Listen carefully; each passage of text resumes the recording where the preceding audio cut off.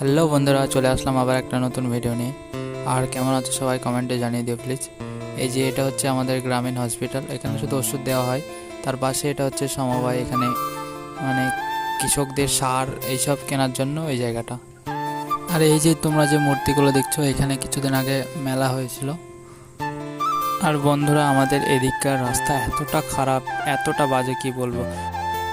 সামনে বাসের পিছনে এত ধুলো, ওই জন্য এই রাস্তাটা দিয়ে ঢুকে পড়লাম। কিছুক্ষণ পর গাড়ি থেকে নেমে পড়লাম, যেহেতু রাস্তার কাজ চলছে, ওই জন্য ডবল গাড়িতে যাওয়া যাবে না।